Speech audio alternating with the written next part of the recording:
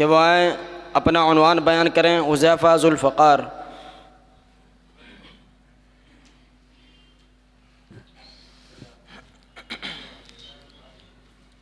نحمده ونصلي على رسوله الكريم اما بعد قال الله تعالى الا تنصروه فقد نصره الله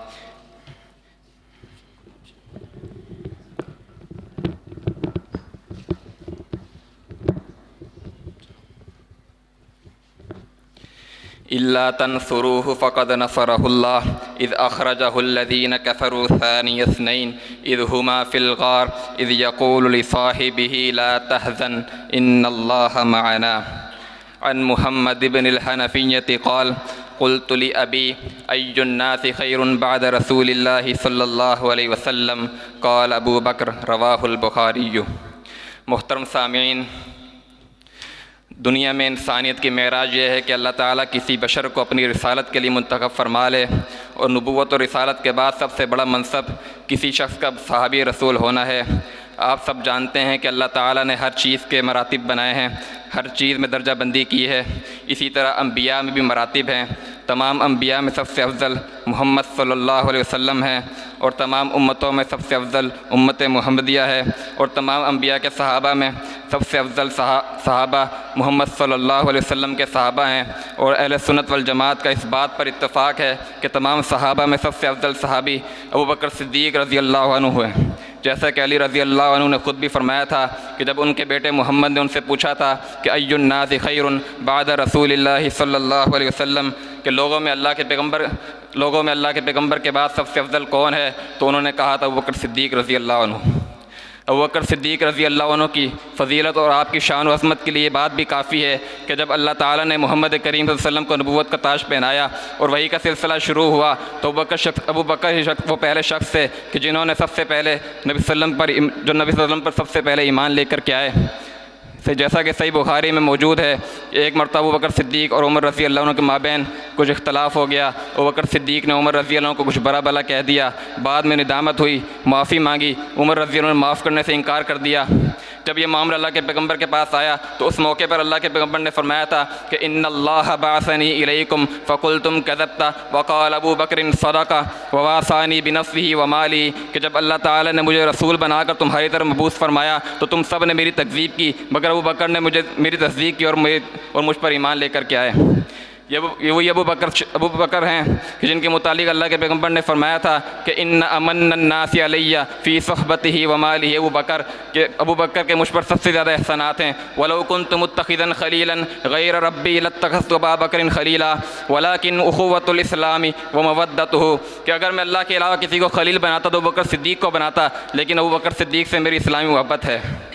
اسی طرح امام بخاری رحمہ اللہ نے اپنی صحیح کے اندر باب قائم کیا، باب فضل ابی بکر بعد النبی صلی اللہ علیہ وسلم۔ پھر عبداللہ بن عمر کی روایت سے ایک حدیث لے کر کے آتے ہیں، وہ فرماتے ہیں کہ کننا نخیر بین الناس فی زمان رسول اللہ صلی اللہ علیہ وسلم فنخیر ابا بکر ثم عمر ثم عثمان، کہ ہم اللہ کے پیغمبر کے دور میں سب سے افضل ابو بکر صدیق کو قرار دیتے تھے۔ اسی طرح ابو بکر صدیق وہ شخصیت ہے کہ جن کو رسول اکرم صلی اللہ علیہ وسلم کی جن کو زبان نبوت سے سب سے پہلے جنت کی بشارت ملی، جیسا کہ صحیح بخاری میں ابو موسیٰ اشعری رضی اللہ عنہ کا واقعہ موجود ہے۔ وہ فرماتے ہیں کہ میں اللہ کے پیغمبر کے ساتھ ایک باغ میں موجود تھا، اتنے میں ایک شخص نے آ کر دروازہ کھٹکھٹایا۔ اس موقع پر اللہ کے پیغمبر نے فرمایا تھا کہ افتح لہ وبشروا بالجنہ، کہ آنے والے کو جنت کی بشارت دے دو۔ صحابی فرماتے ہیں کہ ففتحت لہ فاذا ابو بکر، جب میں نے دروازہ کھولا تو آنے والا شخص ابو بکر صدیق تھے۔ فبشرتہ بما قال النبی صلی اللہ علیہ وسلم، تو انہیں میں نے جنت کی بشارت دے دی۔ اسی طرح ایک اور موقع پر اللہ کے پیغمبر نے ایک ہی مجلس کے اندر 10 صحابہ کے نام لے کر انہیں جنتی قرار دیا۔ اس موقع پر بھی اللہ کے پیغمبر نے سب سے پہلے ابوبکر صدیق کا نام لیا تھا اور پھر اس کے بعد باقی صحابہ کے نام لیے۔ اسی طرح کتاب السنہ لعبداللہ ابن احمد میں صحیح سند کے ساتھ عمر بن خطاب کا قول موجود ہے۔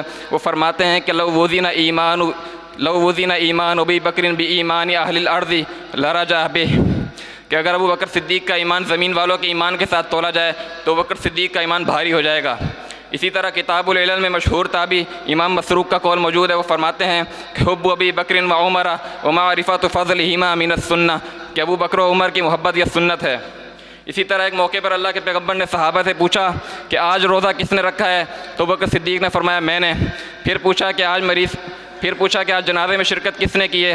تو ابوبکر صدیق نے فرمایا میں نے۔ تو پھر پوچھا کہ آج مسکین کو کھانا کس نے کھلایا ہے؟ تو پھر فرمایا کہ ابوبکر صدیق نے میں نے۔ پھر پوچھا کہ آپ صلی اللہ علیہ وسلم نے کہ آج بیمار پرسی کس نے کی ہے؟ تو اس موقع پر بھی ابوبکر صدیق نے فرمایا کہ میں نے۔ تو اس موقع پر اللہ کے پیغمبر نے فرمایا تھا کہ مجتمعنا فی امرئ الا دخل الجنہ، کہ جس شخص کے اندر یہ اوصاف حمیدہ اکٹھے ہو گئے وہ شخص پکا جنتی ہے۔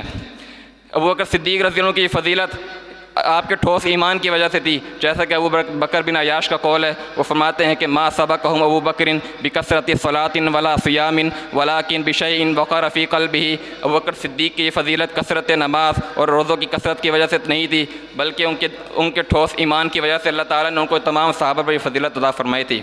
اسی طرح ابوبکر رضی اللہ عنہ ہی وہ شخصیت ہے کہ جن کو جنت کے تمام دروازوں سے بلایا جائے گا، جیسا کہ صحیح بخاری میں موجود ہے کہ ایک مرتبہ اللہ کے پیغمبر نے جنت کے دروازوں کا ذکر فرمایا، تو اس موقع پر ابوبکر صدیق نے آپ سے پوچھا کہ کیا کوئی شخص ایسا بھی ہوگا کہ جس کو جنت کے تمام دروازوں سے بلایا جائے؟ فرمایا کہ نعم وارجو ان تکون منہم یا ابا بکر، ہاں ابوبکر مجھے امید ہے کہ تم انہی میں سے ہو۔ امام ابن تیمیہ رحمہ اللہ نے مجموع الفتاوی میں یہ بات ذکر فرمائی ہے کہ ابوبکر صدیق اس امت کے سب سے بڑے عالم ہیں۔ آپ تمام صحابہ پر آپ کے علم و فضل کی یہ برتری کا سبب آپ صلی اللہ علیہ وسلم کی دائمی رفاقت ہے۔ اسی طرح آپ کے علم ہی کی وجہ سے نبی اکرم صلی اللہ علیہ وسلم نے مرض الموت میں آپ کو اپنے مصلی کا وارث بنایا، فرمایا کہ مروا ابا بکر فلیصلی بالناس، ابو بکر کو حکم دو کہ وہ لوگوں کو نماز پڑھائیں۔ اسی طرح نبی اکرم صلی اللہ علیہ وسلم کی وفات کے بعد بھی آپ صلی اللہ علیہ وسلم نے ابوبکر صدیق رضی اللہ عنہ نے اپنے علم و حکمت کے ساتھ صحابہ کے اختلافات کو حل فرمایا، جیسا کہ صحابہ کے لیے اللہ کے پیغمبر کی موت کی سراحت فرمائی، مانعین زکوٰۃ سے قتال کے مسئلے کو حل فرمایا، اللہ کے پیغمبر کی وراثت کی تعیین کی، اللہ کے پیغمبر کی وراثت کے مسئلے کو حل فرمایا، لشکر اسامہ کی روانگی کے مسئلے کو حل فرمایا۔ یہ سارے آپ کے کمال علم پر دلالت کرتے ہیں۔ یہی وہ وجہ ہے کہ اللہ تعالیٰ نے ابوبکر صدیق رضی اللہ عنہ تمام صحابہ پر فضیلت عطا فرمائی اور اللہ کے پیغمبر کی دائمی رفاقت کے ابوبکر صدیق کا انتخاب فرمایا۔ اللہ تعالیٰ سے دعا ہے کہ اللہ تعالیٰ ہمیں ابوبکر صدیق رضی اللہ عنہ کے نقش قدم پر چلنے کی توفیق عطا فرمائے۔ آمین۔ وآخر الدعوانا الحمد للہ رب العالمین۔